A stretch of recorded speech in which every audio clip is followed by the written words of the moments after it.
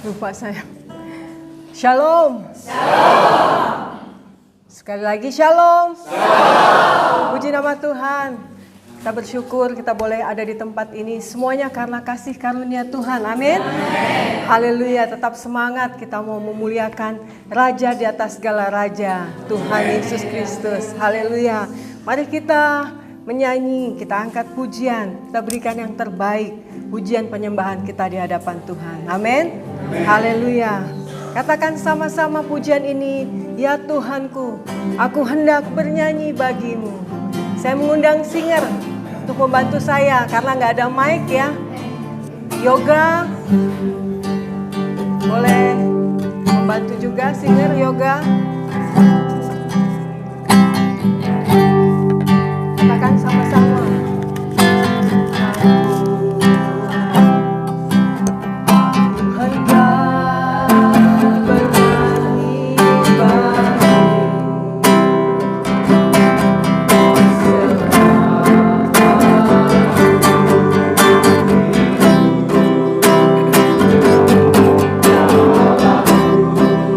Aku hendak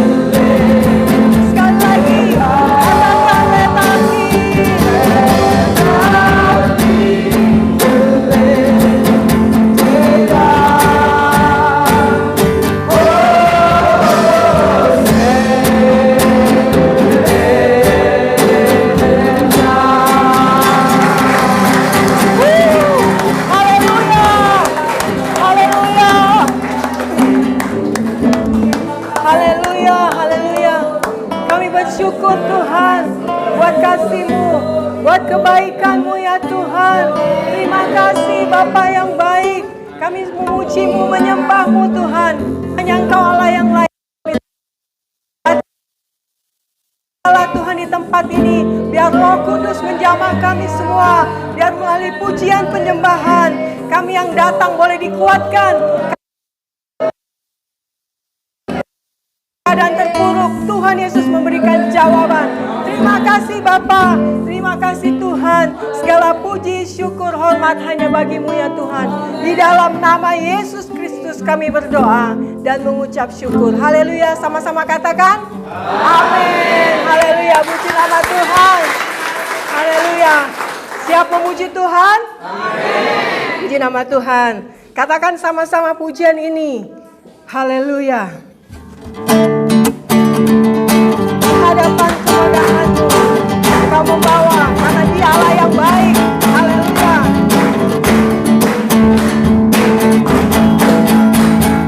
Hadapan kemegahan-Mu, ku datang menyembah-Mu, membawa hatiku, membawa hidupku, bawa hidupku. Ku teringat kasih setiamu di dalam setiap langkahku. Oh sungguh Engkau baik di dalam hidup.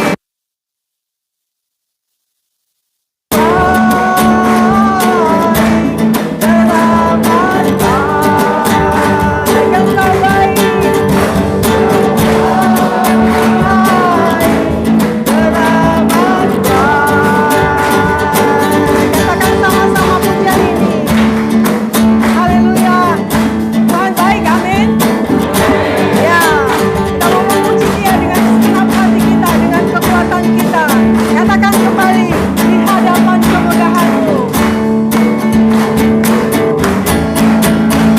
Di hadapan kemegahan-Mu, ku datang menyembah-Mu, membawa hati, membawa hidupku.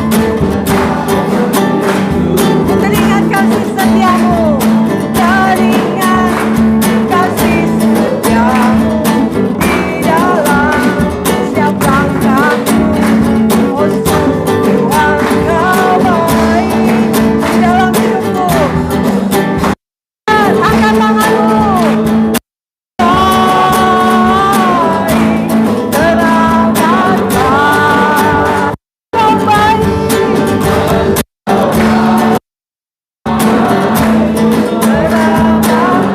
Katakan Engkau baik Tuhan. Teramatkan. Engkau baik.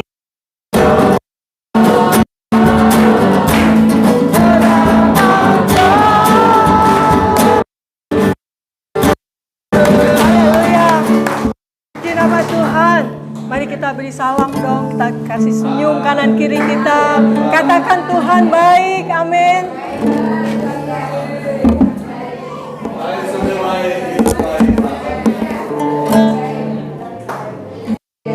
Biarlah dan bumi memuji Tuhan. Amin. Setiap yang bernafas memuji namanya. Haleluya. Katakan sama-sama pujian ini. Langit dan bumi pujilah Tuhan. Haleluya.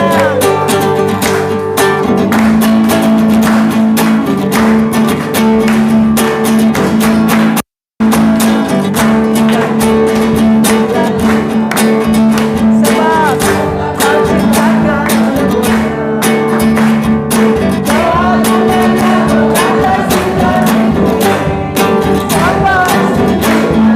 langit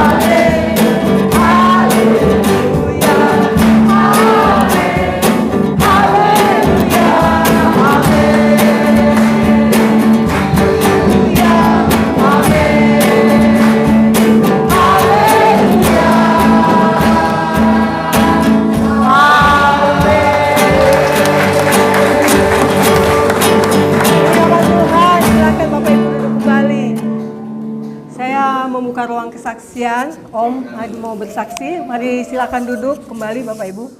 Saya mengundang Om untuk bersaksi. Ya, silakan Om. Saya mau minta kursi. Kursi. Oh iya. Maaf saudara, saya tidak kuat kalau berdiri agak lama. Saya Biasa akan aja. duduk. Di bawah aja kamu, di bawah. Ya.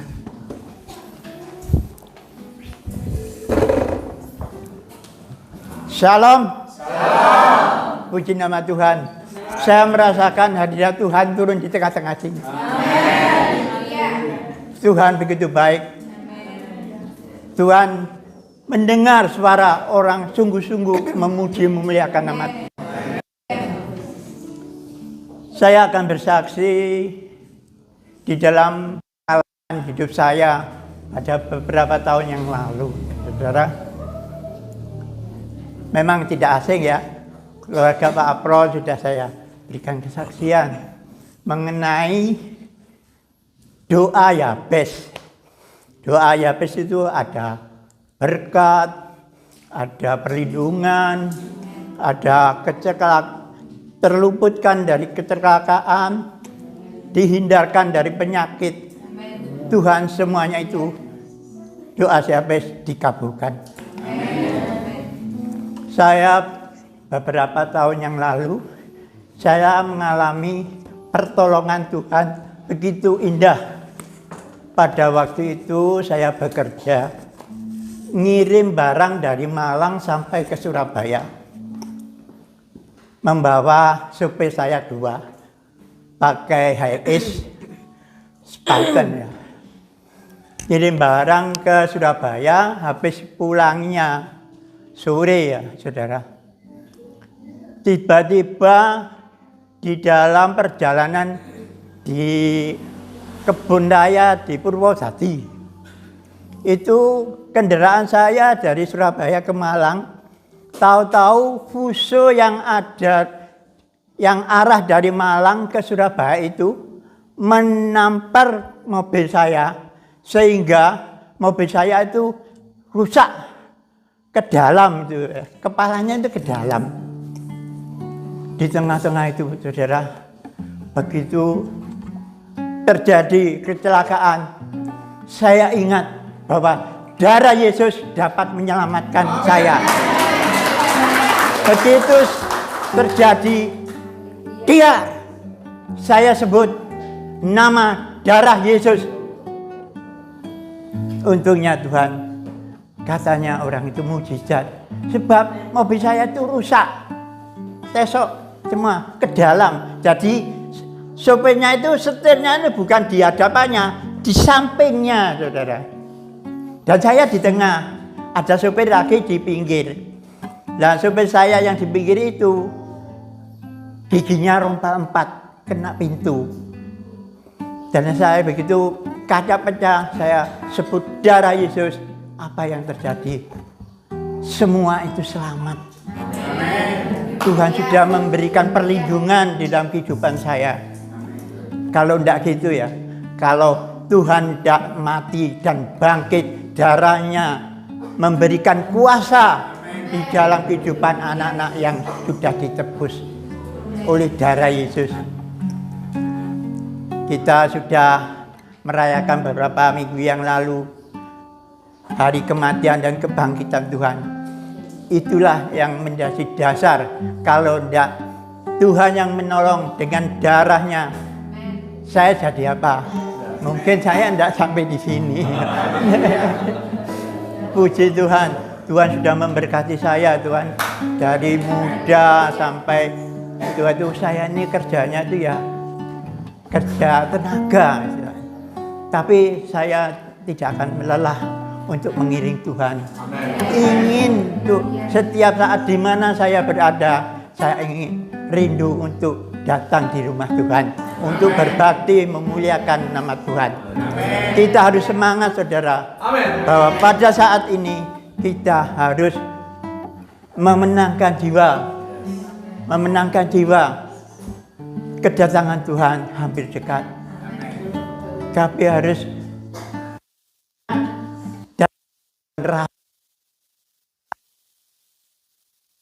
kita, tapi kami ingin melanjutkan bahwa Tuhan sudah mengerjakan yang ada di bumi dan itu dilimpahkan ke saudara-saudara, untuk meneruskan pekerjaan-pekerjaan Tuhan. Tuhan sekarang ada di dalam surga dan sebentar akan mencurahkan kuasa roh Tuhan, Roh Kudus yang memberikan dan keberanian untuk saudara untuk menyaksikan cinta kasih Tuhan. Sekian. Terima kasih, Tuhan memberkati.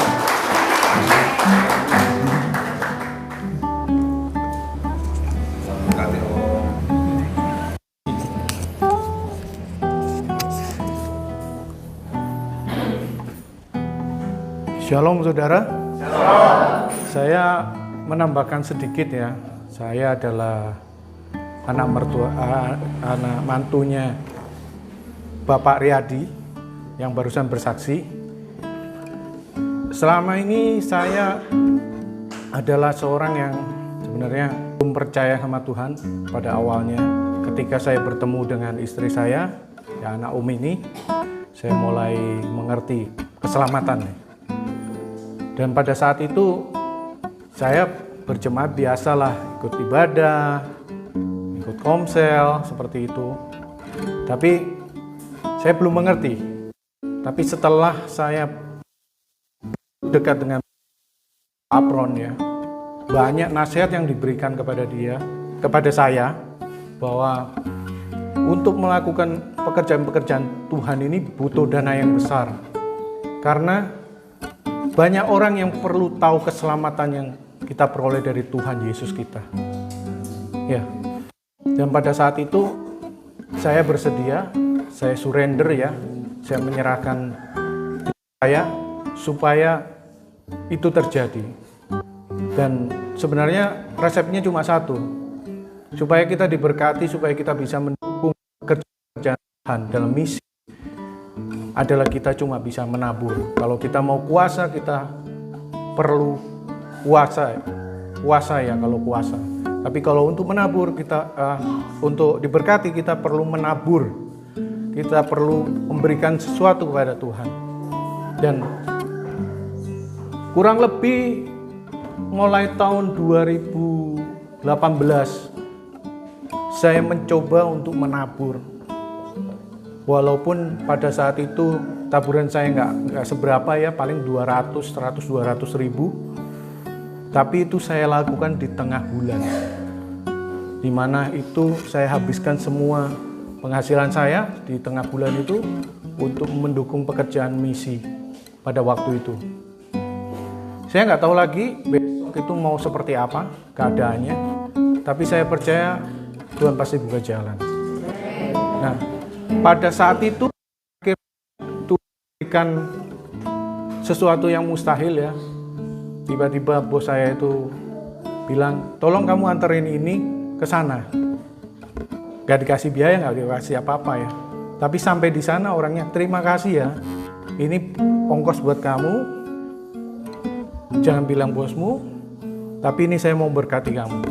Sesuatu yang luar biasa yang saya dapatkan. Yang saya rasa orang mestinya nggak akan memberikan itu.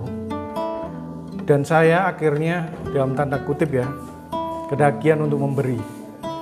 Dan terus sampai saat ini, bahkan pada saat COVID yang paling luar biasa ya, saya membantu pekerjaan Tuhan, saya ikut misi bersama hambanya Pak Pron, dan semua biaya akomodasi untuk perjalanan misi ke Sumatera dan juga ke Nusa Tenggara Timur, waktu itu saya mendanainya.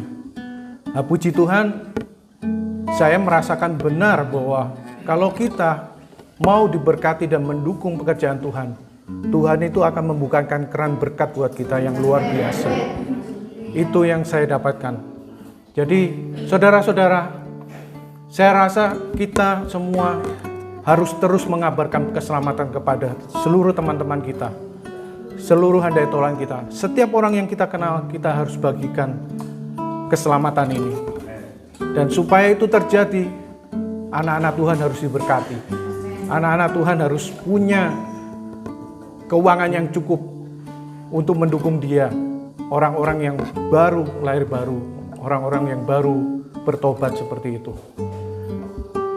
Saran saya kepada saudara-saudara sekalian, teruslah belajar untuk menabur, memberkati setiap orang. Tidak peduli dimanapun, tidak peduli di agamanya apapun, tapi teruslah menabur. Dan pada saat itu kita akan terus membantu pekerjaan Tuhan. Tuhan Yesus memberkati. Shalom.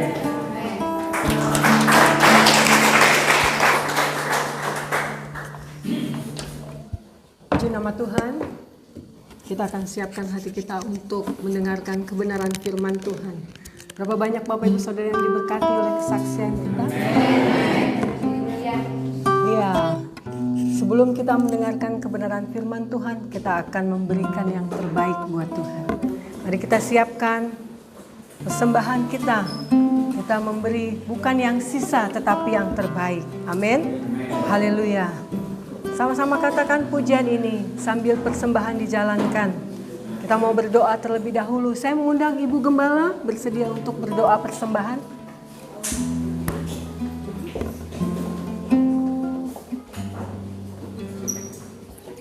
Enggak ada mic. Bapak di surga, pada saat ini Tuhan kami senantiasa bersyukur di hadapan Engkau. Ya pujian senantiasa boleh kami naikkan di hadapan Engkau. Dan saatnya saat ini kami akan memberikan yang terbaik melalui harta benda kami Tuhan, melalui uang-uang kami. Sekiranya Engkau juga senantiasa akan memberkati di dalam setiap pemberian kami pada saat ini Tuhan, untuk kemuliaan Tuhan. Kami yakin dan percaya Tuhan, biarlah setiap pemberian kami senantiasa boleh membawa upaya baru di hadapan Engkau. Sehingga pada saat ini bukan pribadi yang senantiasa boleh diberkati, tetapi keluarga-keluarga Tuhan senantiasa boleh diberkatinya ya Bapak. Terima kasih Yesus, terima kasih ya Roh Kudus. Kami menyerahkan persembahan kami pada saat kami ini, boleh kami serahkan hanya di dalam satu nama Tuhan kami Yesus Kristus. Kami berdoa dan bersyukur. Haleluya. Amin. Ya, persembahan dijalankan, kita angkat pujian, segala puji syukur hanya bagi Tuhan. Haleluya. Haleluya.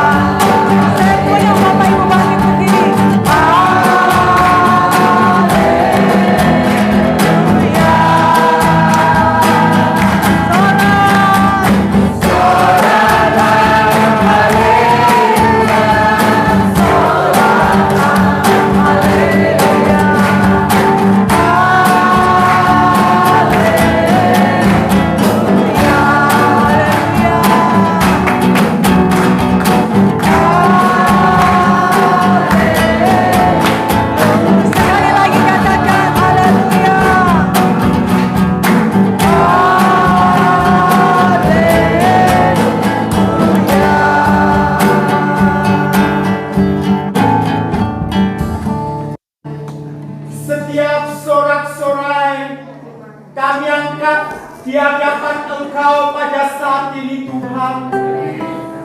Sementara Engkau bertata di atas setiap pujian umat-Mu, tangan-tangan sidang jemaat-Mu pada saat pagi hari ini kembali terulur memberkati pekerjaan Tuhan yang ada di tempat ini. Lewat setiap korban-korban persembahan yang telah dipersembahkan kepada Engkau Bapa. Demikian juga lewat setiap persepuluhan yang telah dikembalikan kepada Engkau. Kiranya Tuhan akan senantiasa menguduskan, menyucikan, agar kedua bagian yang telah yaitu dipersembahkan kepada Engkau pada saat pagi hari ini boleh senantiasa mendatangkan kemuliaan bagi nama Tuhan, sehingga nama Tuhan Yesus Kristus dipermuliakan setiap saat Bapa. Hamba-Mu berdoa, Hamba-Mu memberkati seluruh pekerjaan sidang jemaat-Mu yang ada di tempat ini. Pertanian mereka diberkati oleh Tuhan, peternakan mereka diberkati oleh Tuhan, kaum buruh mereka diberkati oleh Tuhan, pengajaran mereka diberkati oleh Tuhan, sehingga setiap perdagangan juga diberkati oleh Tuhan tanpa terkecuali Bapa.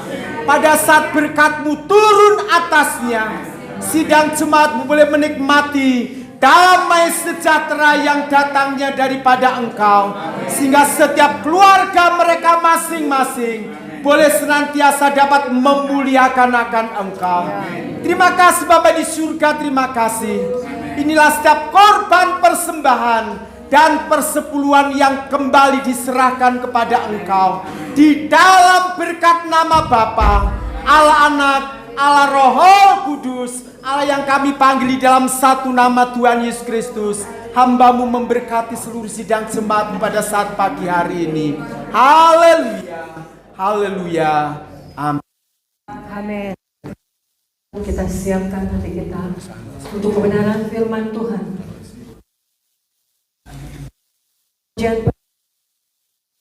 Menjadi dupa yang harum di hadapan Tuhan. Haleluya. Kita tahu rancangan Tuhan bukan rancangan kecelakaan, tetapi rancangan damai sejahtera, masa depan penuh dengan harapan. Amin.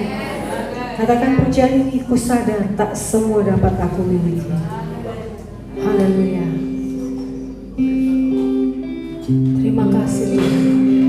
Terima kasih. Saya persilakan Bapak Ibu untuk duduk kembali.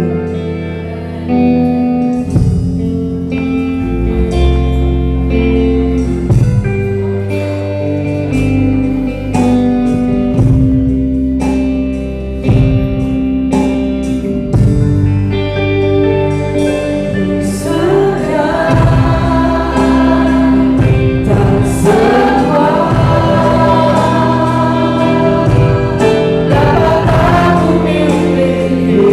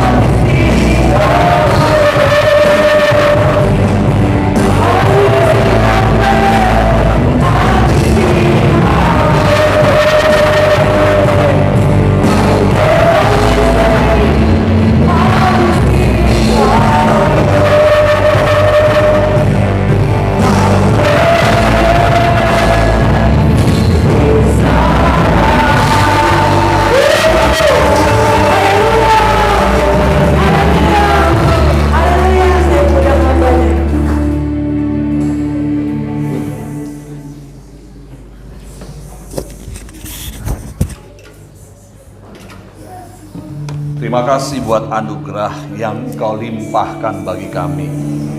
You are so great, Engkau besar, lebih dari apapun. Mari kita angkat tangan kita di hadapan Tuhan. Oh ya mata sakaralama karyantologosha. Let your presence, hadiratmu menyembuhkan kami pagi hari ini. Kuasamu memulihkan kami. Syarabarabu, how great, Engkau besar, Engkau dahsyat, namamu apa? Engkau dahsyat. Yang lemah dikuatkan, yang sakit disembuhkan, pemulihan. Haleluya.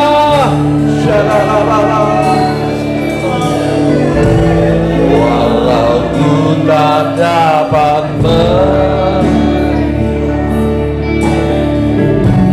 semua rencanamu,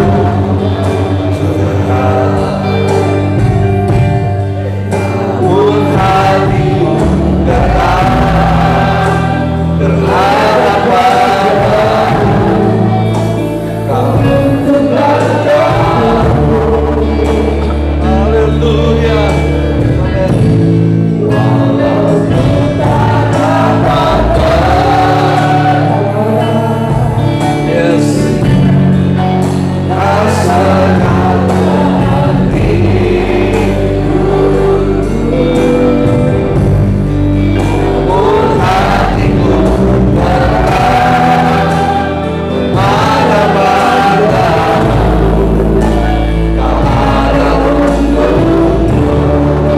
sekali lagi katakan walau ku tak dapat,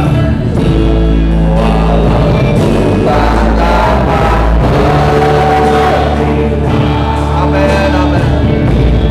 Semua rencanaku namun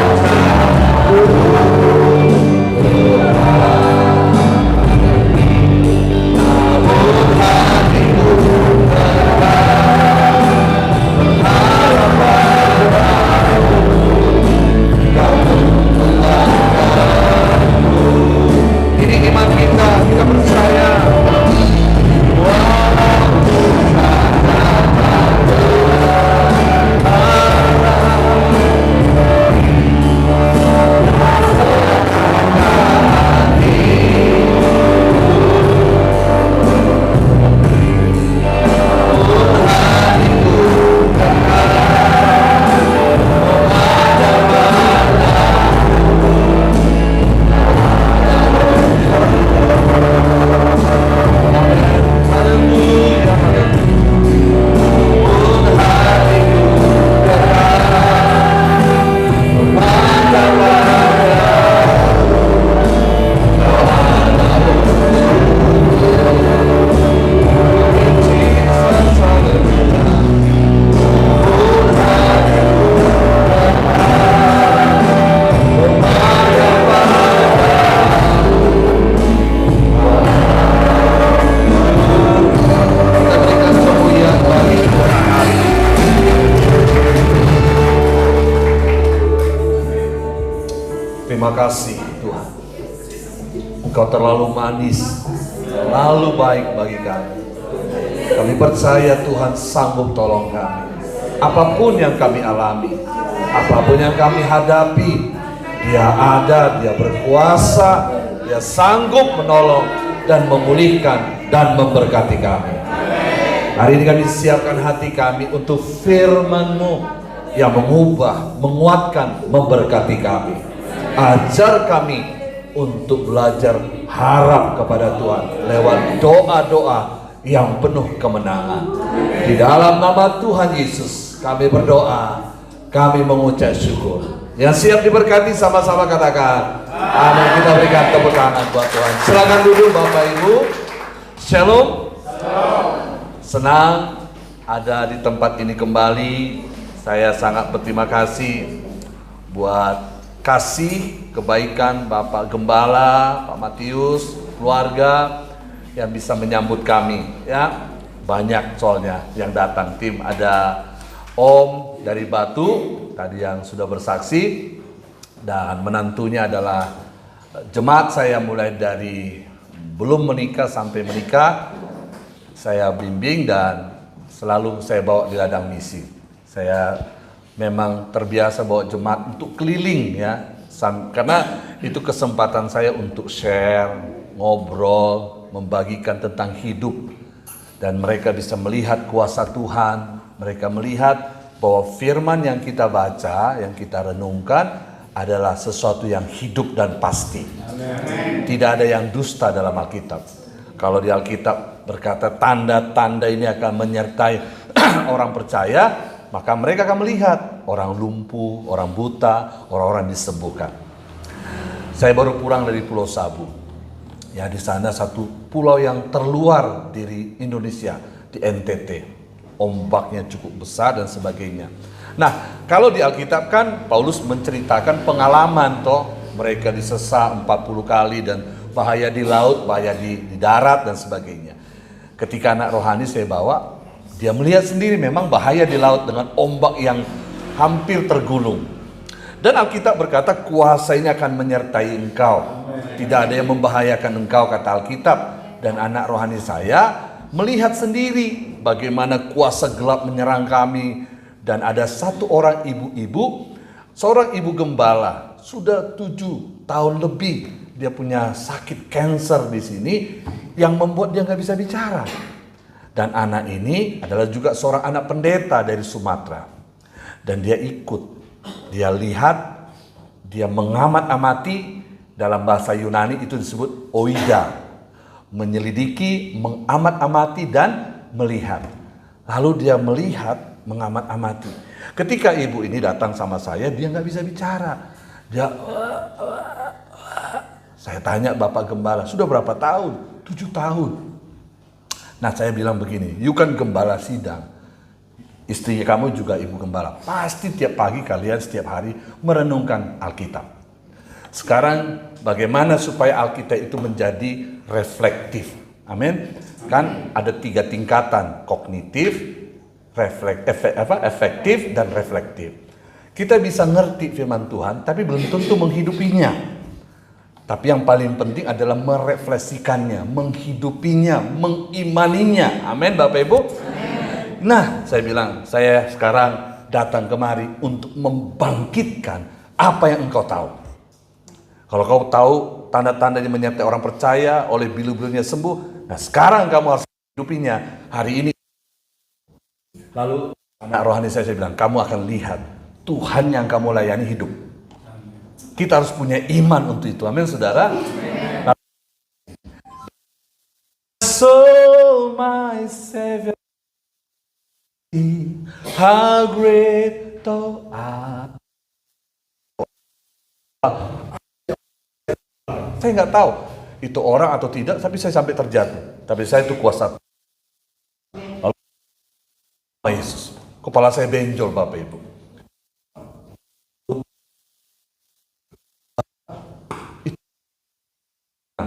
Hanya sebentar itu saya katakan. Nah, habis kita doakan nyanyi, ibu itu kan belum bersuara. Anak rohani saya bilang, gak sembuh Pak, kamu duduk aja. Nanti kamu lihat kemuliaan Tuhan. Amin, saudara. Kan gak tiba-tiba ada yang menunggu waktu yang tepat. Kita ngobrol-ngobrol, disiapin makan. Ibu gembala tadi yang 7 tahun gak bisa berdoa, tiba-tiba di samping saya. Dia bilang begini, Bapak mau minum apa kok? Begitu. Anak rohani saya bilang, dia kaget. Kan 7 tahun gak berdoa, gak bisa ngomong, gak ada suara. Dia bilang, Bapak, kan tadi itu ibu yang didoakan. Iya, kenapa? Saya bilang, kok bisa ngomong ya? Kan saya bilang, kamu akan lihat waktunya Tuhan. Amen. Saudara, bagi Tuhan gak ada yang mustahil. Amen. Seringkali kita ngerti firman Tuhan, tapi kan kita perlu mengalaminya. Sampai tingkat yang disebut ginosko. Nah, hari ini saya ingin masuk ke ginosko. Amin, saudara. Amen. Doa itu dikabulkan atau tidak. Itu sebabnya perlu sebuah keintiman.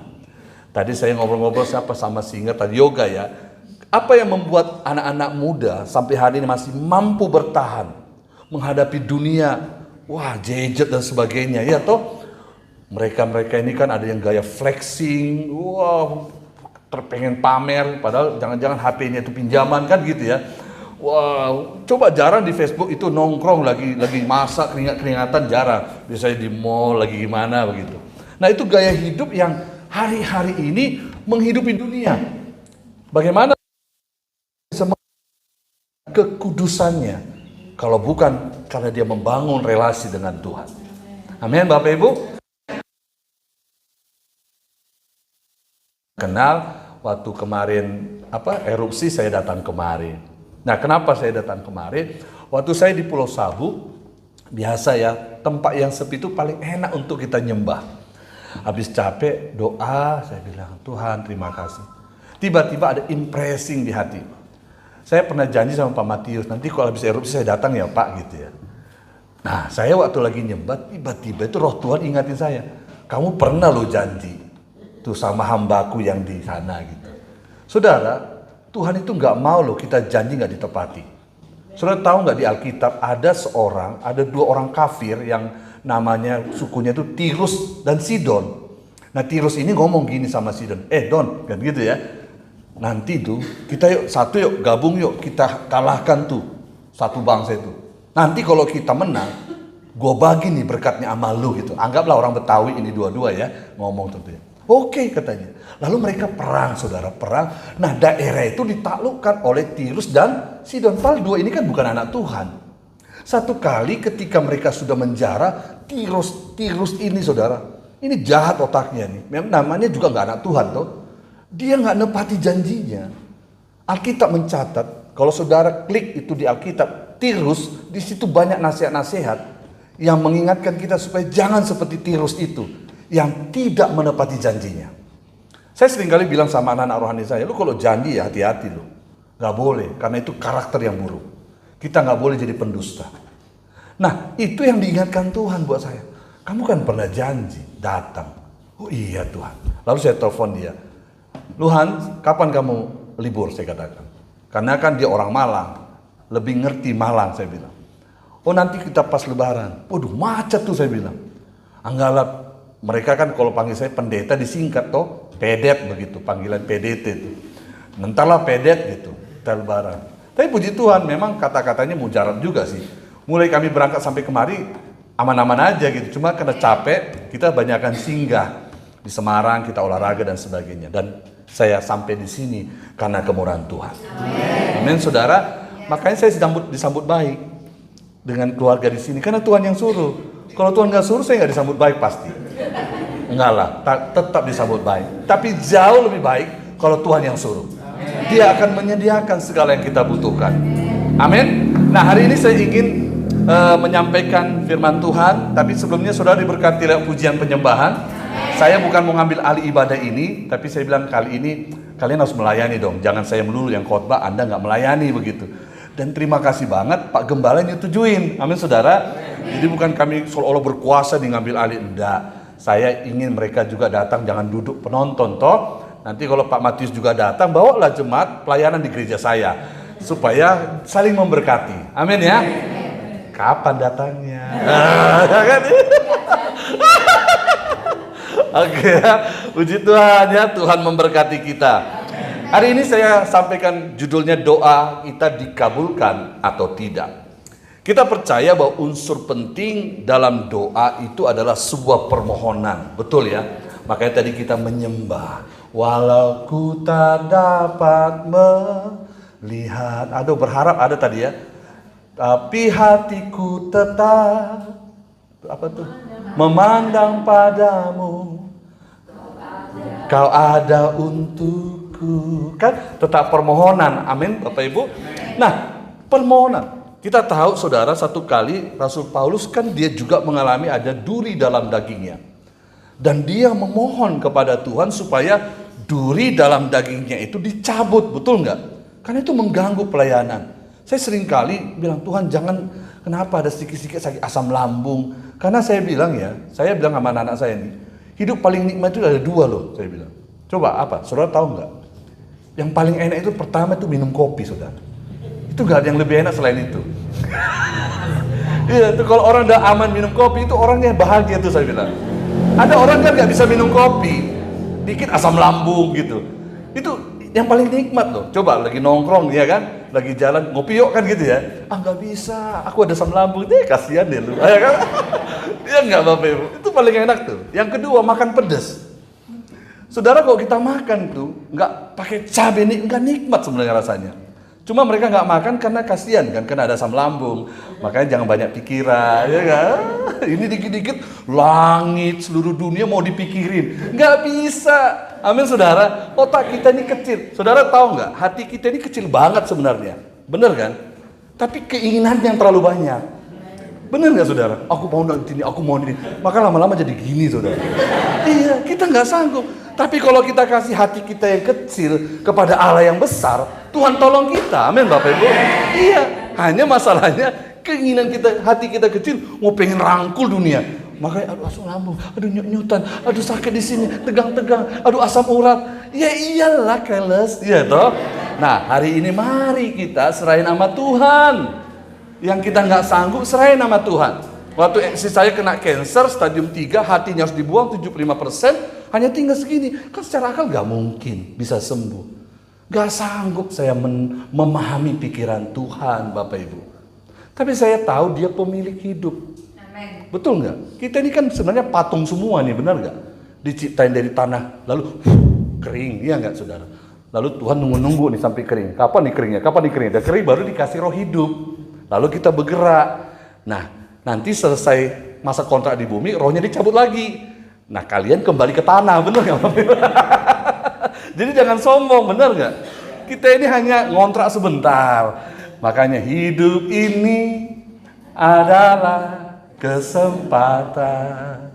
Hidup ini untuk melayani Tuhan. Saya selalu bilang sama Tuhan, lu kan memberi terus. Lu pernah bangkrut nggak? Saya bilang. Ya enggak, malah diberkati saudara. Asal tulus ya. Pemazmur kan bilang gini, orang jujur punya hidup. Orang tulus apa? Punya masa depan. Saya selalu percaya kalau kita hidup benar, melakukan hal yang baik, tulus di hadapan Tuhan, Tuhan pasti bela kita. Amen. Nah saudara, satu kali tadi Rasul Paulus berdoa, Tuhan cabutlah duri dalam dagingku. Tapi Tuhan bilang apa? Cukuplah kasih karuniaku kepadamu. Tak ada satu pun kita yang hebat di dunia ini. Semua karena anugerah. Amin Bapak Ibu. Tadi si Om khotbah ngomong itu udah kayak khotbah saudara, kayak KKR. Wah saya bilang kenapa nggak Om yang khotbah tadi kan gitu. Karena saya sebenarnya lebih senang itu ngobrol saudara. Saya ini orang misi. Ditempatkan di Aceh, di Papua, di mana-mana. Jarang KKR saya. Saya tuh lebih banyak kunjungan rumah ke rumah, cerita-cerita, ngopi-ngopi sama orang kampung, begitu ya. Saya ke Sabu itu orang bilang, Bapak buat KKR. Sonde, beta son senang tuh. KKR beta ini suka ketemu. Jadi saya tuh di Sabu tuh datang ke rumah-rumah, saudara. Duduk-duduk sama orang kampung. Orang kampung panggil, dia bilang, Bapak datang, ada orang Jakarta. Kan orang Jakarta terkenal tuh. Orang Jakarta so jauh tuh. Mereka datang, kita potong babi. Bayangin satu marga ada contohnya Marbun. Satu keluarga datang Marbun semua, itu bisa 40 orang. Lalu cerita santai lebih mengena, saudara. Saya cerita tentang Tuhan. Jadi setiap hari saya baptis orang, saudara. Lalu mereka ngalahin klien baru. Lalu mereka buka rumah doa. Dan sebagainya. Dan saya datang lagi. Evaluasi. Makanya bisa bertahun-tahun saya di satu daerah. Sampai di tempat itu. Berdiri gereja Tuhan. Gerejanya mereknya apa? Terserah siapa yang mau rindu, saudara. Yang penting dia jadi gembala yang baik. Amin. Iya, kita ini kalau bicara merek, ini nggak tuain nggak jadi-jadi, saudara. Ya, jadi kita percaya permohonan doa. Paulus berkata, cukuplah kasih karuniaku. Sebab di dalam kelemahanlah kuasa Tuhan dinyatakan. Nah, satu kali juga Tuhan Yesus pernah berdoa, ya toh? Tuhan Yesus berdoa. Kurang hebat apa sih doa Tuhan? Dia bilang, Lazarus katanya. Benar gak Bapak Ibu? Bangkit gak? Wah, apapun yang diucapkannya berkuasa. 5.000 ucap, 5.000 makan. Apalagi saudara, orang dinain janda itu mati. Ini siapa? Anak saya. Bangun. Coba, nanti pulang dari sini orang mati datang ke situ. Bangun gitu. Tapi maksud saya, kurang berkuasa apa perkataan Yesus? Amin, saudara. Doanya itu mujarab banget. Tapi giliran di Getsemani, dia nggak sesuka-sukanya, saudara, doa. Dia bilang, Bapa, bukan kehendakku yang terjadi, namun kehendak-Mu lah yang jadi. Kadang-kadang kita ini seringkali mau melebihi Tuhan. Saya lebih suka ngalir bersama dengan Tuhan. Dan itu hanya bisa kita terima kalau kita punya relasi dengan Tuhan. Jam doa. Saudara masih punya mesbah doa pagi nggak setiap hari? Amin? Ya, saya setiap hari, ketika saya lahir baru. Bahkan saya dengan anak-anak rohani setiap pagi 4:30 pasti doa. Saya buat WhatsApp video call. Karena saya pengen sharing dan saya mengajar mereka tiap pagi. Hari ini saya masuk dalam serial kitab Yohanes. Saya kupas ayat 1, ayat 2, ayat 3, ayat 4. Nah, sekarang kami masuk pasal 4. Saya mengupas mereka tentang perempuan di sumur Yakub. Bagaimana mereka menyembah di atas gunung. Bagaimana kita ajar tiap pagi. Dan saya percaya orang yang punya pengetahuan firman Tuhan jauh lebih cerdas, saudara. Amin. Kita lebih segar, betul nggak? Segar. Tadi pagi kami nyembah, puji Tuhan. Tadi yoga datang ke atas. Itu memberkati kita. Wajah kita pun berbinar-binar. Kita taken kontrak nih, orang tadi jadi malas, jadi semangat, saudara. Iya, semangat nih. Saya ini orang kampung, saya di terminal loh, 03. Saya ini nggak orang apa-apa, bukan orang hebat. Tapi roh Tuhan yang ada pada kita memberikan kita sebuah gairah, ada antusiasme. Amin, saudara. Kenapa ya orang yang tadinya sakit bisa sembuh walaupun cancer? Coba ikuti seminar-seminar kesembuhan deh. Karena ada antusias, semangat. Saya yakin Pak Matius datang kemari karena ada antusias. Dia ingin lihat daerah yang dimenangkan. Nah, antusias itu sebuah motor penggerak untuk kita bergerak lebih lagi. Amin.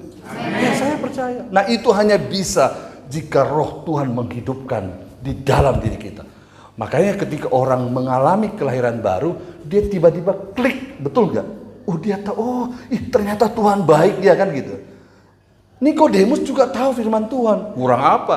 Dia salah satu dari 70 orang ya ahli hukum Taurat tuh. Dia pembahas kitab-kitab 5 kan, kitab Taurat itu, Kejadian, Keluaran, Imamat. Saking mereka getol meneliti Alkitab, maka mereka membuat sebuah kitab namanya kitab Talmud. Dan itu hanya dikuasai oleh orang Farisi. Pakam banget mereka. Tapi waktu Yesus bilang begini, kamu harus dilahirkan kembali katanya. Masa lahir lagi? Masa kamu seorang pengajar nggak tahu sih tentang ini katanya? Nggak semua orang bisa dibukakan pikirannya. Itu hanya karya Roh Kudus. Tapi tahukah saudara ketika dia lahir baru? Wow, dahsyat. Sama dengan perempuan ini. Wah, saudara tahu nggak? Kan biasanya orang Yahudi itu kan musuhan ya dari orang Farisi. Itu karena merasa orang Yahudi merasa kelas 1, iya kan? Orang Samaria enggak, dia level 2. Mungkin di Jawa juga ada gitu ya, ada mata biru, mata hijau, nggak tahu deh. Ada yang berkelas. Yahudi ini nggak mau nih. Kalau dari apa namanya? Ya, apa? Itu hari, saudara. Nah, mereka nggak lakukan itu, mereka mutar. Harus satu desa namanya Perea. Kalau saudara nanti ke Israel akan tahu cerita saya ini. Ya, nanti Pak Gembala bawa dong, beriman dong ke Israel ya toh. Nanti Pak Gembala pimpin tuh. Kita akan lihat perjalanan Yesus itu, mereka bisa sebenarnya dari Samaria, tapi karena mereka gengsi ya toh, benci, bebuyutan, mereka nggak lewat ini. Mereka lewat Perea jadi 6 hari. Tapi Yesus menghancurkan tradisi karena apa? Ada rencana Allah bagi orang Samaria. Jadi betapa pentingnya keselamatan. Amin. Nah, dia cerita tentang kasih, tentang Mesias, tentang dirinya bahwa tidak ada satupun sampai kepada Bapa tanpa melalui aku. Sekarang kita bisa berjumpa dengan Allah karena ada aksesnya. Siapa? Yesus. Hari ini kita bisa bilang Aba, Bapa, Tuhan begitu. Lalu kita nanti bisa nyembah Tuhan di sorga karena ada aksesnya. Siapa?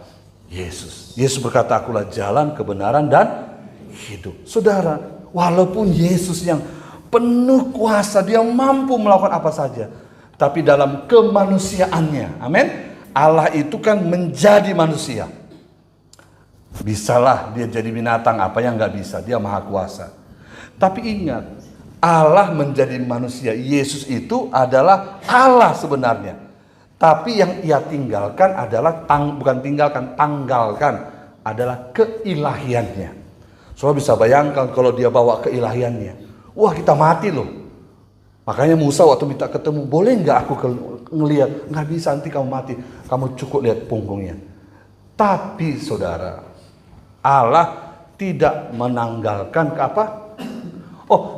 Allah tidak menanggalkan keilahiannya. Yang dia tanggalkan kemuliaannya. Amin. Jadi keilahiannya masih ada, itu sebabnya dia bisa buat orang mati hidup, orang lumpuh berjalan, karena ada keilahian di dalam Kristus. Tapi dia adalah manusia waktu datang ke dunia. Nah, itu sebabnya dia berkata, jadilah kehendakmu, bukan kehendakku. Mengapa doa kita seringkali tidak terkabul? Dan bagaimana supaya doa kita bisa terkabul? Kita akan membahas bagian yang pertama, doa yang tidak terkabulkan. Kita contohnya ambil kisah Hana, ya. Kita tahu kisah Hana ini cukup luar biasa ya, Bapak Ibu. Dalam 1 Samuel 1 ayat 9 dikatakan begini. Pada suatu kali setelah mereka habis makan, minum di Silo, berdirilah Hana, sedang Imam Eli duduk di kursi dekat tiang pintu bait suci Tuhan. Dengan apa?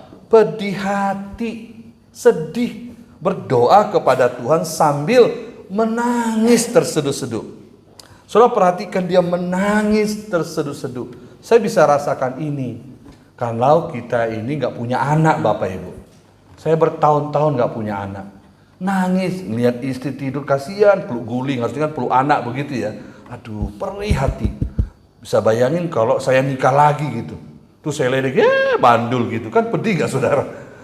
Ya, kita puja istri pertama, istri kedua, mandul lu sana kita usir. Itu banyak perempuan korban begitu kan. Wah, itu yang dirasakan Hana. Dia pedih hati tiap hari. Coba ayat 11.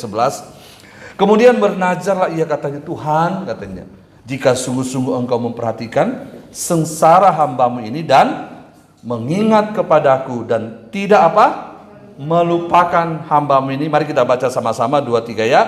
Tetapi memberikan kepada hambamu ini seorang anak laki-laki, maka aku akan untuk seumur hidupnya pisau cukur tidak akan menyentuhnya. Amin, saudara. Alasan doa, kenapa Tuhan izinkan ada banyak hal dalam hidup kita, kok Tuhan gak kabulkan doa kita? Kenapa begitu lambat? Kadang-kadang kan kita merasakan itu. Kenapa ya Tuhan? Saya sering mengalami itu. Yang pertama, ada doa yang tidak terkabulkan karena Tuhan mau kita supaya hidup lebih kudus lagi. Ayat 6-nya tadi dikatakan begini. 1 Samuel 1 ayat 6. Tetapi madunya selalu menyakiti hatinya. Perhatikan kata-kata itu. Menyakiti hatinya. Saya tahu ini adalah kehidupan, betul nggak saudara? Kalau kita udah tersinggung, terluka, begini kan? Begitu kan? Benar nggak? Begitu. Duh, istri kok udah gini, rasanya tuh rumah kayak neraka deh. Nggak tahu deh, ada kan suami-suami yang kebal juga lihat muka istri seperti itu. Kalau saya nggak bisa lah. Kalau saya bilang, nih ya gini, dia gini, belum begini nih. Kalau dia gini, ini mana Ji? Wah, itu kita dulu kayak panas, padahal AC kenceng banget saudara. Panas, kayak ini keringat tuh. Panas, nggak ngeledek ini, maksudnya panas. Sudah tahu itu merinding kita lihatnya. Rasanya itu kita masuk ke rumah itu saudara, itu rasanya kita kayak ketemu singa saudara. Wah, kalau ada bapak yang senyum di sini, mungkin ngalamin lah itu. Ya, tapi puji Tuhan, setelah istriku lahir baru, kan bapak ada pendeta. Sudah tahu nggak? Nggak semua orang, walaupun udah berpuluh tahun, walaupun dia anak pendeta, dia lahir baru loh saudara. Ada orang yang setelah menikah terus lahir baru. Termasuk istri saya, dia ngalami kelahiran baru. melihat hal yang baik dari Tuhan, baru dia ngerti. Bapaknya pendeta dari dulu. Tapi setelah menikah, bukan saya hebat mengubah dia, enggak. Karena saya percaya melahirbarukan orang itu Roh Kudus. Amin. Ya walaupun saya cuap-cuap begini, belum tentu saudara dijamah Tuhan kalau bukan Roh Kudus yang bekerja. Amin Bapak Ibu. Nah, dikatakan madunya telah menyakiti hatinya supaya ia gusar karena Tuhan telah menutup kandungannya. Ayat 7. Demikianlah terjadi dari tahun ke tahun. Setiap kali Hana pergi ke rumah Tuhan, Penina menyakiti hati Hana sehingga ia menangis tidak mau makan. Saudara, terus menerus. Saudara, bayangkan bukan satu hari, bukan seminggu, bertahun-tahun. Bukankah ini kalau kita nggak sabar, kita tinggalkan, betul nggak? Saya itu 12 tahun, saudara, ketika saya ditempatkan di satu pelayanan. Rasanya, aduh Tuhan, kapan sih saya keluar dari penjara yang mengerikan ini begitu? Karena listrik nggak ada, rumah-rumah nggak ada. Awal pertama saya stres. Tapi sejak gereja mulai berdiri, jiwa-jiwa mulai diselamatkan, mulai orang datang gitu, orang-orang mulai kasih mobil, kasih gedung, kasih musik. Wah, rasanya bahagia banget. Sudah tahu itu hal yang mengerikan ketika kita ditempatkan di satu tempat, kita nggak punya siapa-siapa. Tapi saudara, kalau kita terus berdoa, saya percaya Tuhan sedang menguduskan kita. Amin. Tapi kenapa nggak dijawab? Yesaya 59 ayat 1, ini ayat yang sudah sering kita lakukan, tapi kita nggak pernah mengkoreksi. Itu sebabnya kita perlu mengkalibrasi hati kita. Apa itu? Memeriksa hati kita, supaya doa kita dijawab dan didengarkan oleh Tuhan. Mari kita baca firman Tuhan ini ayat 1, Yesaya 59 dikatakan, sesungguhnya tangan Tuhan tidak kurang panjang untuk menyelamatkan, dan pendengarannya tidak kurang tajam untuk mendengar. Tetapi yang merupakan pemisah antara kamu dan Allahmu ialah segala kejahatanmu. Dan yang membuat ia menyembunyikan diri terhadap kamu sehingga ia tidak mendengar ialah dosa-dosa. Itulah alasannya kadang-kadang kenapa ya Tuhan gak kabulkan. Karena Tuhan mau kita lebih kudus lagi. Amin. Yang kedua, supaya kita memintanya lebih serius lagi. Saudara, saya percaya apapun yang Tuhan izinkan, sepanjang bukan karena dosa, pasti akan mendatangkan kebaikan. Dalam 1 Samuel 1 ayat 10 dikatakan, dan dengan pedih hati ia berdoa kepada Tuhan. Perhatikan, sambil menangis terseduh-seduh. Itu adalah bentuk kesungguhan hati. Amin Bapak Ibu. Nangis Tuhan katanya. Di ayat 13. Dan karena Hana berkata-kata dalam hatinya, hanya bibirnya saja yang bergerak. Kan begini, begitu mungkin ya. Saya nggak tahu perempuan kan, ada kan begitu. Kok kita lagi pendeta itu kadang-kadang lucu-lucu loh, doain orang, bener nggak? Apalagi kalau impartasi ada gitu, ada gitu kan, ada gitu macam-macam. Itu kan bukti kesungguhan hati, betul ya. Tapi nanti kalau didoain jangan malu-malu, antar bapak ini motoin lagi wajah-wajah saya. Bukan. Tapi saudara, kalau orang benar-benar serius, dia lupa sama ekspresi wajahnya. Hana lupa. Kalau ini Elia mungkin kan dia jarang berdoa, benar kan? Kan banyak pendeta yang malas berdoa. Dia bingung, kok apa sih ini? Kan aneh si Eli ini ya. Aneh dong Elinya. Yang berdoa dia nggak tahu ini orang lagi doa. Berarti saya bilang, jangan-jangan nih pendeta ini malas nih doa. Nggak ngerti beban jemaatnya. Saudara yang kekasih, Eli menyangka perempuan itu apa? Mabuk. Ada lagi satu orang yang nama Hizkia. Hizkia kita tahu adalah orang yang memerintah kepada orang Israel. Tapi ketika Hizkia sedang memerintah, kita tahu Tuhan mengutus satu nabi yang bernama Nabi Yesaya. Lagi enak-enaknya memerintah, lagi hidup dalam berkat, ya, lagi enak-enaknya tuh, lagi di atas tiba-tiba ada pesan Tuhan. Hizkia, kamu telah lagi mati. Wah, itu ngeri loh saudara. Amin ya Om ya, gimana Om? Kok tiba-tiba saya datang dari Jakarta, Om besok mau meninggal nih gitu. Wah, gua awet. Saya pernah sama Pak Luhan pergi ke satu tempat, satu daerah. Saya lagi di Sumatera, tiba-tiba saya doa nyembah berjam-jam di kaki Tuhan. Saya lihat ada peti mati 3. Aduh, siapa ya gitu. Kok kita mah kalau doa itu kan pengen lihat malaikat begitu ya. Saya lihat peti mati 3 putih. Aduh. Terus impresi Tuhan bilang begini, kamu balik dari Sumatera, kamu langsung berangkat ke Bali. Sampaikan kepada hambaku si itu katanya, bahwa besok gak lama lagi dia akan kupanggil. Tapi bilang sama dia, kuatkan, teguhkan hatinya, jangan takut, tapi sebelum pergi, siapkan anak-anaknya untuk menggantikan penggembalaan. Saudara, itu kan gak enak nyampein begitu, bener gak saudara? Orang lagi baik-baik di Bali, kita nyampein begitu. Lalu saya telepon dia, Luhan, siap-siap kita ke Bali, ada pesan Tuhan, saya mau nyampaikan pesan Tuhan kepada seorang pendeta, dia akan meninggal. Bingung kan saudara? Itu masa COVID, duit bagaimana? Tapi saudara, kita ini nggak ada duit nih, tapi taat, mobil saya rusak. Hari itu kita punya Avanza, itu mau berangkat, mobil rusak, itu malam juga kita harus beli mobil. Tuh, coba secara akal kan gimana tuh? Duit nggak ada, toh? Terus kita harus berangkat ke Bali beli mobil hari itu. Itu kalau kita manusia itu nggak masuk akal. Tapi kita percaya kalau Tuhan dah suruh, saya yakin Tuhan pasti bela. Amin Bapak Ibu. Lalu kita bergulat, menyembah Tuhan. Tuhan, waktunya tiba, saya akan berangkat. Benar saudara, malamnya orang kasih mobil ini sama saya. Dan ini menjadi milik kita sampai hari ini. Untuk berangkat kita ke Bali. Ceritanya cukup panjang, walaupun bergulat begitu. Akhirnya jam 10 malam, Tuhan izinkan kita dapat mobil ini. Dan di jalan belum ada duit. Tapi tiba-tiba di jalan dia dapat proyek dan Allah memberkati perjalanan kita. Kita jalan ke Bali saudara. Waktu di Bali saya ngomong tuh sama pendeta. Hei Shalom, bagaimana? Sehat, kuat gitu. Terus boleh nggak saya ngomong? Saya bilang, ada apa? Iya, saya mau ngomong nih bahwa waktumu nggak lama lagi. Waduh, jadi saya nggak mau khotbah kemarin, kan saya ditawari khotbah saudara. Saya bukan mau khotbah di gereja kamu, hanya mau nyampaikan pesan ini. Waduh, itu deg-degan saya nyampaikan sebenarnya. Kamu akan dipanggil Tuhan, tapi tolong siapkan istri dan anakmu. Dan istri dan anaknya, saudara, berlutut di depan saya tompang tangan. Saya bilang, Tuhan lepaskan jubah buat istri dan anak-anaknya. Sebab sebentar lagi dia akan kembali. Saudara, saya pulang, nyampe Jakarta, Bapak itu meninggal. Bukan kita mengutuki, tapi saudara tahu, itu sesuatu yang gak mengenakan menyampaikan pesan itu. Raja Hizkia bayangin dapat pesan akan meninggal.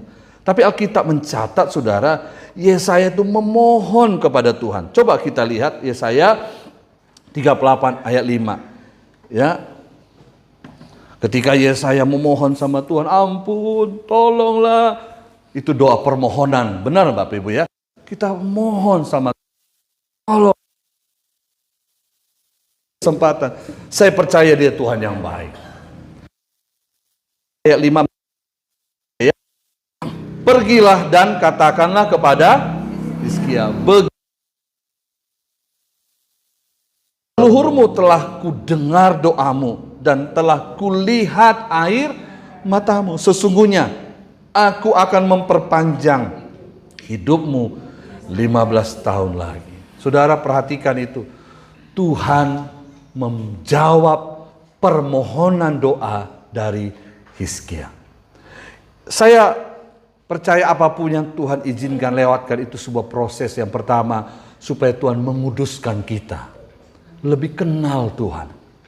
Di rumah duka kita kenal Tuhan. Amin, sudah lebih dalam lagi. Daripada di rumah pesta. Istri saya mulai banyak berubah ketika dia mengalami cancer stadium 3. Waktu hatinya dibuang.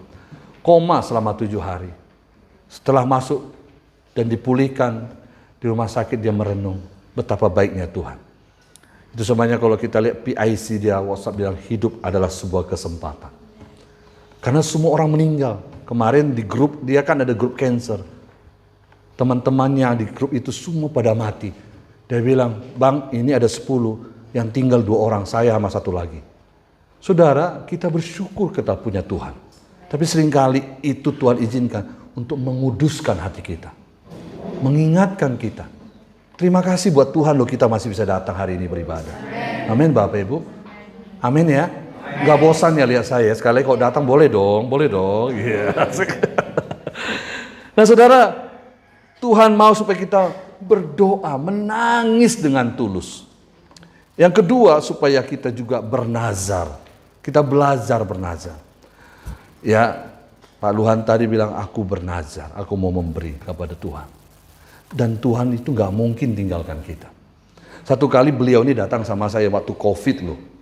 Dia bilang gini, Pedet, saya udah nggak ada gaji nih, gimana nih ngasih perpuluhan? Lah, kan saya ketawa saudara. Orang itu ya, karena tiap hari mata duitan, seringkali ukuran perpuluhan itu uang, betul nggak Bapak Ibu? Padahal itu memberikan hidup, melayani Tuhan, itu kan perpuluhan terbesar. Betul nggak Bapak Ibu? Kalau saya mau tanya, mana ukuran yang lebih mahal, hidupmu datang melayani Tuhan atau uangmu yang nyampe ke gereja? Saya bilang hidupmu, amin saudara. Bapak Ibu, bukan berarti uang nggak perlu. Kenapa sih uang harus ada? Karena kita masih tinggal di dunia gitu loh. Emangnya bisa nih beli beginian, saudara? Oh ya, saya Pak Matius, saya hidup kudus. Nanti saya datang ke gereja dan kaki, karena saya tahu ada anugerah Tuhan. Nyampenya lama, saudara. Bapak nggak makan, bukan ke alam semesta ada Pak. Makan rumput kambing aja hidup gitu. Kan nggak mungkin, saudara. Tidurnya di mana? Di mana-mana Pak. Bukan gak hujan itu berkat Tuhan. Demam saudara sampai di sini. Meriang karena kita juga. Makanya saya bilang sama dia, bukan uang gak perlu, tapi perpuluhan yang terbesar adalah hidup saudara. Ketika dia datang di sini, datang doa malam, itu kan mengubah kota ini. Kenapa sampai hari ini Indonesia dilawat Tuhan? Itu karena ada tabungan doa sebelum-sebelumnya. Kalau saudara pernah ingat jaringan doa nasional lah, apalah, doa yang ditabur setiap kota-kota, di komsel-komsel, gak mungkin dong kita tutup aja nih gereja kalau memang satu kali nggak Pak Matius, gembala yang sesat. Tapi saya percaya Pak Matius pasti untuk Indonesia. Bahkan di seluruh Indonesia, berapa gereja Tuhan berdoa untuk Indonesia yang masih menangis buat Indonesia. Saudara, kita ada di sini.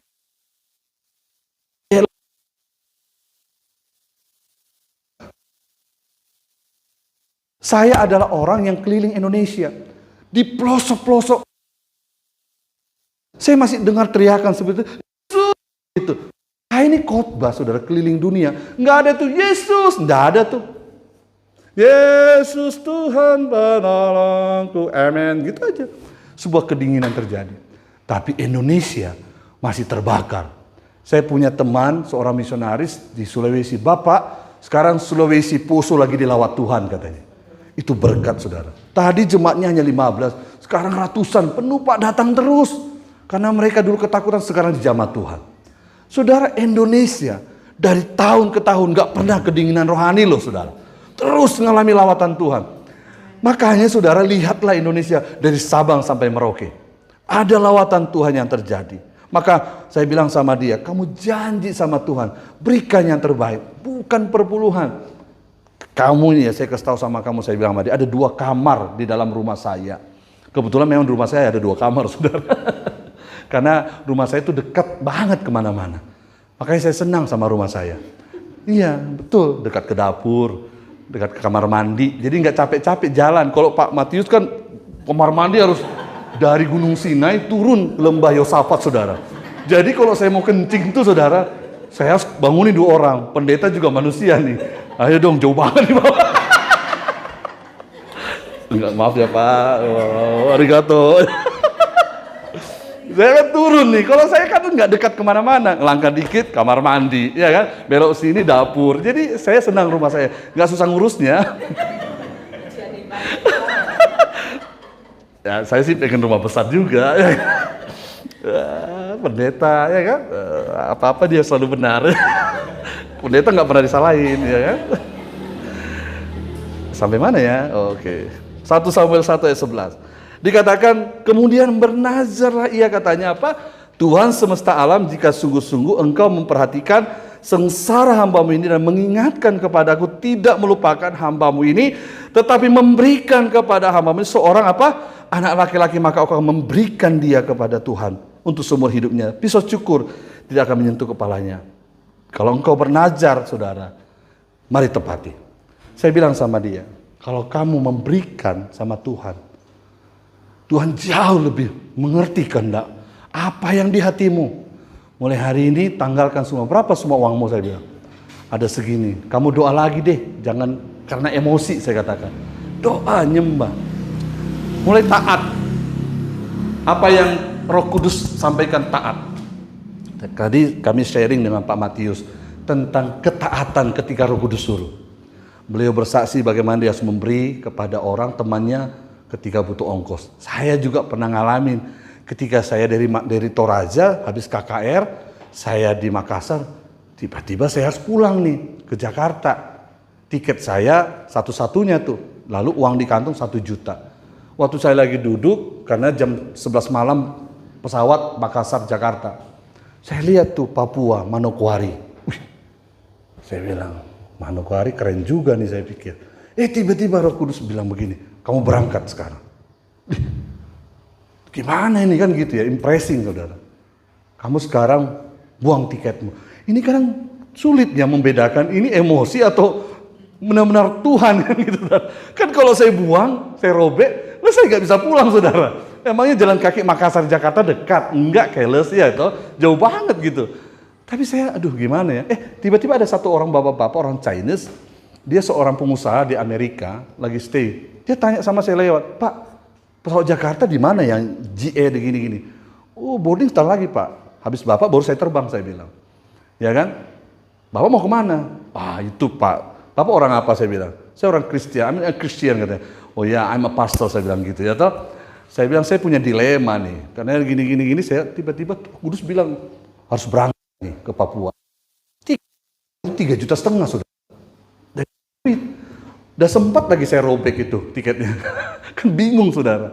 Duduk. Wah gitu ya Pak. Ya taat aja lah sama Roh Kudus. Dia ngomong begitu saudara. Dalam hatinya, lu enak ngomong ya kan. Masalahnya duitnya kan gak ada saudara. Saya duduk. Lalu dia pergi. Oke ya Pak, permisi ya Pak. Dia pergi saudara. 5 menit kemudian dia balik lagi. Loh ngapain Pak? Iya. Bapak tadi kan mau berangkat, Roh Kudus bilang nih ke Manokwari nih, taatnya sama Roh Kudus. Saya juga tiba-tiba tadi Roh Kudus bilang sama saya nih, balik lagi kasih dia pendeta itu duit kan. Saya dikerjain, dia juga dikerjain saudara. Dia balik, dia kasih saya duit 50 juta. Lalu ya kan lebih banget ya kan, dapat tiket 3,5 juta, saya terbang hari itu ke Papua. Saya ngomong sama istri saya, tapi dengar, ini kan taat, betul nggak saudara? Sebuah ketaatan. Kita kadang-kadang bingung nih, ini suara Tuhan atau tidak. Tapi saya percaya, kalau kita terbiasa punya relasi dengan Tuhan, selalu taat dengan Roh Kudus, ke depannya lebih tajam. Amin. Nah makanya kalau Tuhan suruh, Pengkhotbah 5 ayat 3 dikatakan, kalau engkau bernazar kepada Allah, janganlah menunda-nunda menepatinya, karena ia tidak senang, perhatikan. Karena Tuhan tidak senang kepada orang-orang bodoh. Itu orang yang nggak nepati janji, itu orang bodoh saudara. Kata Alkitab, bukan saya. Tepatilah nazarmu. Dan Hana bernazar, ia menepati janjinya. Untuk mendapatkan anak ini, maka dia dikatakan ayat 27, untuk mendapat anak inilah aku berdoa. Dan Tuhan telah memberikan kepadaku apa yang ku minta daripadanya. Ayat 28, maka aku pun menyerahkannya kepada Tuhan seumur hidup, terserahlah ia kiranya kepada Tuhan. Lalu sujudlah mereka di sana. Amin saudara, menyembah Tuhan. Yang ketiga, kenapa doa kita seringkali tidak dikabulkan? Supaya kita menerimanya lebih bagus. Mari katakan, supaya saya menerimanya lebih bagus. Amin saudara. Amin. Ayat 21, maka Tuhan dikatakan memperhatikan Hana. Dengar Tuhan kita hidup. Dia pasti lihat saudara. Dia sayang kita semuanya. Dia perhatikan kita kemanapun. Karena dia sangat mengasihi kita. Kenapa? Ini bukan sekedar lip service. Ngapain Allah yang agung? Mau mati sih di kayu salib. Amin Bapak Ibu. Ngapain sih dia buang-buang waktu? Dia mau diinjak-injak. Coba deh. Kalau saudara lagi jalan, tiba-tiba ada orang lewat, gitu ke muka saudara. Itu kan penghinaan, benar nggak saudara? Tapi dia rela lakukan itu. Bahkan mau mati. Masakan dia untuk hal yang tersulit Allah lakukan, untuk memperhatikan saudara dia nggak mau lakukan itu. Saya bilang, it's crazy. Gila banget kalau Tuhan nggak pedulikan kita. Amin saudara. Masalah perutnya segini doang buat dia, untuk ngisi perut kita. Masa dia nggak sediakan? Hanya masalahnya kita nggak melakukan kehendaknya. Ayat 21 dikatakan, maka mengandunglah ia. Melahirkan apa? 3 anak laki-laki, 2 anak perempuan. Dia najar ngasih 1 loh. Dikasih bonus 5 saudara sama Tuhan. Mengapa doa seringkali agak lama ya dikabulkan? Karena yang ketiga, Tuhan mau kita menerima yang lebih bagus. Efesus 3:20, bagi Dialah yang dapat melakukan jauh lebih banyak daripada yang kita doakan, pikirkan, yang ternyata dari kuasa yang bekerja dalam kita. Makanya dalam kitab Yakobus ini saya menemukan ada 4 ayat kunci doa-doa kita. Yang pertama, kita harus berdoa dengan iman. Mari katakan dengan iman. Aku yakin Tuhan tolong. Aku yakin Tuhan pasti bela. Aku yakin istriku pasti dipulihkan. Suamiku, keluargaku, aku yakin anak-anak satu kali dia akan punya suami istri yang takut Tuhan. Mereka diberkati, punya pekerjaan dan diberkati Tuhan. Dengan iman, Yakobus 5:15, doa yang lahir dari iman itu menyelamatkan orang sakit. Doa, istri saya dinyatakan bebas kanker, dicek darahnya, sembuh oleh bilur-bilur Tuhan. Doa dengan iman. Mari katakan doa dengan iman. Ibrani 11 ayat 6 dikatakan tanpa iman tidak mungkin berkenan kepada Allah. Maka berdoalah jangan dengan bimbang hati. Yakin Tuhan pasti tolong. Mari katakan aku percaya. Aku yakin Tuhan pasti bela. Amin. Markus 11 ayat 23, sesungguhnya barang siapa berkata kepada gunung ini beranjaklah. Saudara, kalau ke Israel, tahun Israel pasti akan lihat gunung ini. Amin, saudara. Gunung apa namanya? Makatam, ya kan? Saudara akan lihat di situ ada gereja sampah di Mesir. Ini ada seorang hamba Tuhan, pendeta. Kalau kamu bisa pindahkan gunung ini, katanya, maka semua kalian pendeta nggak jadi saya sembelih, kata orang hari itu. Saudara tahu dia berpuasa, minta Tuhan pindahkan gunung ini, katanya. Lalu bilang dalam nama Yesus pindah-pindah. Terjadi gempa yang keras saat itu. Gunung akhirnya. Nah, kalau saudara ke Mesir akan lihat Gunung Makatam, Makatam Mountain. Yang dipindahkan, bagi Tuhan gak ada yang mustahil. Amin, Bapak Ibu. Ya, berdoa dengan iman. Yang kedua, berdoalah dengan hati yang bersih, yang tulus. Yakobus 5 ayat 16 dikatakan, hendaklah kamu saling mengaku dosa supaya Tuhan berkati kita. Yang ketiga, berdoalah dengan tekun. Mari katakan dengan tekun. Dengan tekun, dengan sungguh-sungguh. Yesaya 30 ayat 18 dikatakan, Tuhan menantikan saatnya hendak menunjukkan kasih-Nya kepada kamu. Sebab itu ia bangkit menyayangi kamu. Sebab Tuhan adalah Allah yang adil. Berbahagialah semua orang yang menantikan Dia. Yang keempat, yang terakhir, berdoa dengan sebuah tindakan di hadapan Tuhan. Mari kita berdoa. Saudara, kita siapkan hati kita untuk menyembah Tuhan. Tapi kita baca ayat ini sebagai penutup. Saya minta kita bangkit berdiri. Sebelum kita akhiri, ya, kita nyembah. Mari kita bangkit berdiri. Saya akan bacakan ayat ini untuk menutup firman Tuhan ini. Yakobus 5 ayat 13 dikatakan, kalau ada seorang menderita, baiklah ia berdoa. Kalau ada seorang yang bergembira, baiklah ia menyanyi. Kalau ada seorang di antara kamu yang sakit, baik memanggil para penatua jemaat, supaya mereka mendoakan dia, serta mengolesnya dengan minyak dalam nama Tuhan. Walau ku tak dapat melihat semua rencana,